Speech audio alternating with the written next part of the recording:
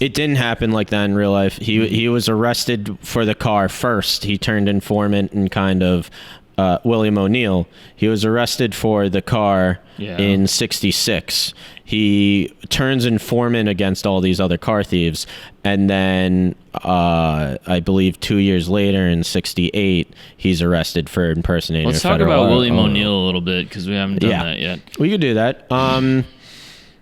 Well, he's also very young. He's only he's the same age. He's 22. Yeah, he's the same age as Fred Hampton, and the Panthers that are kind of close to him, at least later on, were saying like close to who later on? The Panthers who were close to William O'Neill while he was undercover with them. Yeah, so that's not later on. Well, no, but later on, when it's revealed in like 674. So he stayed undercover after Fred Hampton was killed? No. He leaves the party. He goes and he operates a gas station in New Jersey. And then he's arrested again. Basically, him... So how is he still close to Panthers if he left the party? I'll explain. Okay. He's arrested again in 74. Oh wow! Him and a corrupt New Jersey police chief. They were basically, I forget the details, but they were basically like running this kidnapping scheme. They were kidnapping drug dealers and ransoming them. And he got arrested. He claimed that he was undercover with the FBI doing it, and they were trying to catch this guy, this police chief who was running this hostage scam. I mean, who knows if that's true? Whoa. You can't just claim you're with the FBI. You're either with the FBI or not. No, William O'Neill, when he's arrested, and it's said that he's an FBI informant. He said The people who arrested him did not know he was an FBI informant? No. Is that what you're saying? They didn't know he was an FBI informant. He tells them that he's an FBI informant. He never goes... I don't believe he goes to prison for the kidnapping. For all we know, it was an actual sting operation, and he was still informing for the FBI. How has that never been confirmed? I'm Feels not like sure. That would be a matter of record at this point. I'm not sure, but what a fucking hardcore life that guy led. But basically, not in a good way. That's in 74, around the time that the family of Fred Hampton is suing the Chicago police and also the FBI, because now it's public knowledge that COINTELPRO was a thing. Right. And that COINTELPRO was targeting the Panthers, and that it was an illegal operation. So illegal to whose standards, though? To the U.S. government? It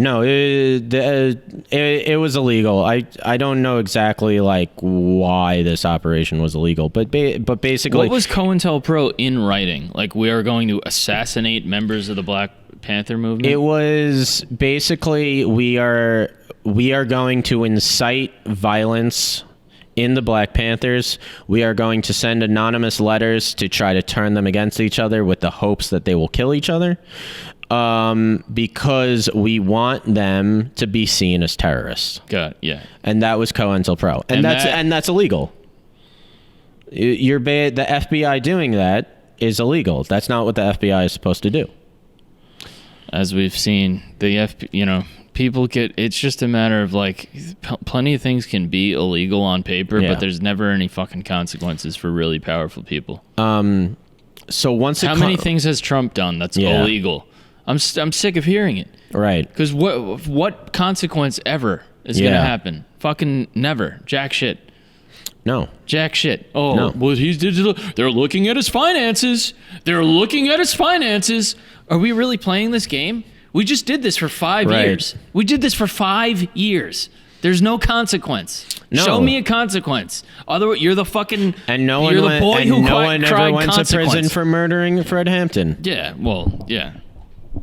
And that's what they do, because these government programs... It's not just that... It's not just that there's no accountability. It's that they believe there shouldn't be accountability. Oh, of course. In this country... If there's a police raid against your house, if the police raid a house Look at Breonna Taylor. And it's the wrong house. If the police show up to the wrong house, the person who owns that house isn't allowed to sue for damages. Yeah. Any damages in a police raid, even if they were at the wrong location, Breonna Taylor you can't sue for it. is I don't know the ins and outs of it, but at the end of the day, like, it was either the wrong house or they fucking, they shot and killed, someone who was unarmed, asleep, know, and it's like, where's the repercussion for that? There isn't, and there needs to be more repercussion for law enforcement. There is a huge group. There is a large population in this country who believe there shouldn't be. I know, because we are.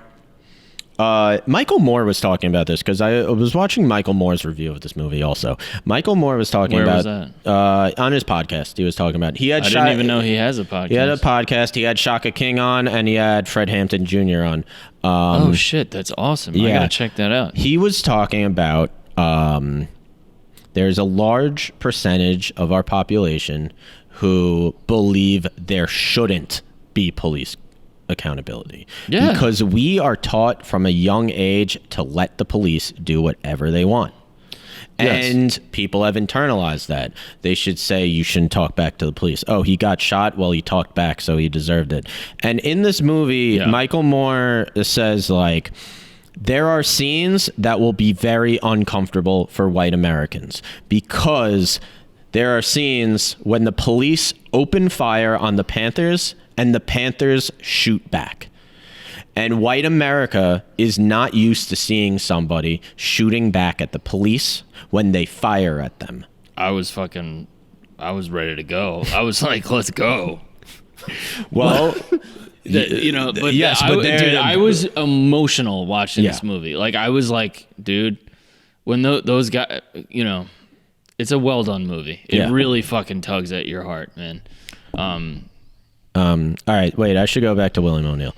So, in 1964, it's kind of basically now it's public knowledge because he's arrested in New Jersey that he's an FBI informant. I'm just like cutting to in 15 years when I'm like running for office or something, and they're just like, Mike McManus calls for the assassination of police officers. That's not what I said. Well, that's not what you said. Does that matter? All right, fine. Does that matter? They're going to take 5 seconds. But it said if somebody is if anyone is unprovoked and fired at you, don't be surprised if the person fires back.